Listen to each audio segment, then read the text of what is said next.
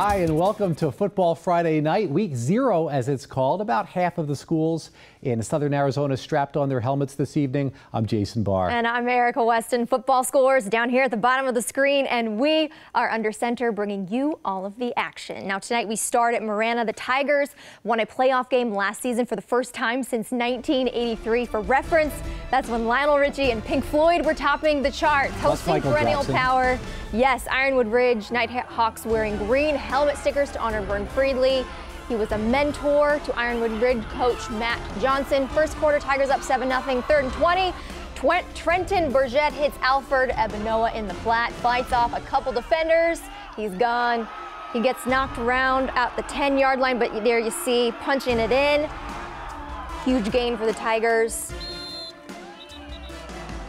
Now, second quarter, same score. Ironwood Ridge's Heath B. Miller airs one out to Andrew Cook, who hauls it in at the goal line. Looks like a touchdown, but they called him down at the 1. They would get it across on the next play, though. Ironwood Ridge tops Marana 42-32.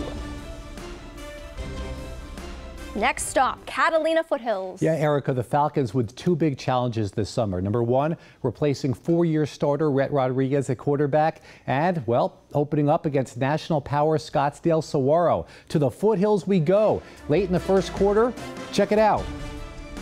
We had a power outage. The lights went out. You know, week 0 got to iron that out of the kinks.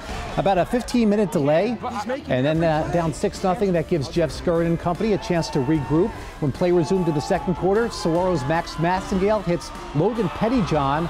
That gets the Sabercats inside the 5, and it sets up this. Louis Leroy banging it in, 13-0 Scottsdale Saguaro. Then Catalina Foothills punting. It is Pettyjohn again. Going to be a touchdown. Tough way for the Falcons to open up the season. Catalina Foothills falls in this game. Final score 41-13. All right, how about Salpointe hosting Phoenix St. Mary's in what is known as the Ed Doherty Classic? First quarter, check out the run by Salpointe's Bijan Robinson. Erica, how good are his moves? A little Kadeem Carey-esque there, maybe? I like that. Yeah. You can't bring him down. Finally, he gets out to the sidelines, forced out. Salpointe's Rodrigo Nieto spitting it tight to Lathan Ranson. That's a touchdown for the Lancers, 7-0. And then it's St. Mary's going to the ground game. But a fumble. Where's the ball? The Lancers have it, and it's Bijan Robinson McLeod making them pay. Salpointe wins 47-6, keeping the Ed Doherty Trophy in Tucson.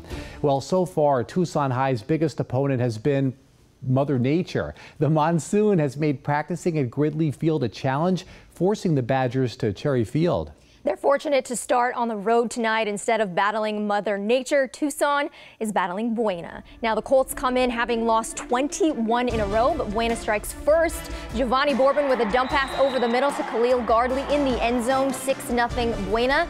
The extra point, though, is no good. Still in the first, Tucson's Jesus Montano with the keeper from about 20 yards out for the touchdown as the Badgers take a 7-6 lead to the second quarter. Montano gives it to Daniel Solomon, who punches it in from the 2.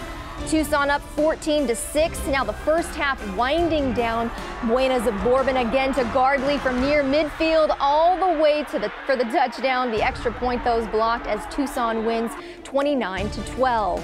All right, to the east side we go. It's Palo Verde at Tanque Verde. The Hawks looking to tank the Titans. No score in the first quarter. Palo Verde facing 4th and 11. Quarterback Devontae Bates can't find anyone open, so he takes off. Bates gets the first down and the touchdown. It is 7-0 Palo Verde. Next possession, Tanque Verde trying to get it back. QB Aiden Gonzalez avoids a sack, flips to Gavin Johnson, who avoids some tacklers, and Johnson takes it all the way inside the 5-yard line, setting up a touchdown to cut the lead to 7-6. And in the first quarter, Gonzalez, the QB keeper, but Palo Verde has come back to win. Final score tonight, 31-27. Rio Rico at Catalina High School. We picked this game up in the third quarter. Rio Rico with the ball, down 3-0. Frank Romero intercepted by Catalina's Felipe Kijana. So now the Trojans trying to make something happen. Malik Martin takes the handoff.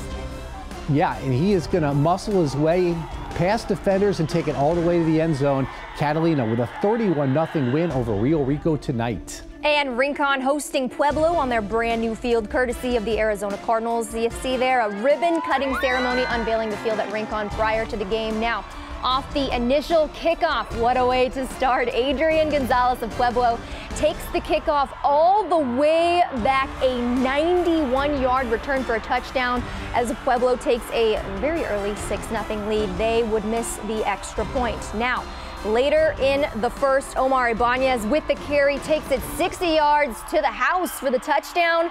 They would convert on the 2-point conversion as Pueblo goes on to win big, topping Rincon 58-0. Looks like Pueblo is going to be much improved this year. The scores have been below on the screen, but we wanted to mention Sabino defeating Casa Grande on the road tonight, 34-25.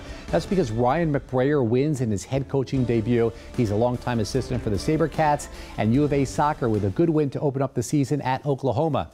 All right, for Erica, I'm Jason. Guide Stella, back to you. Great.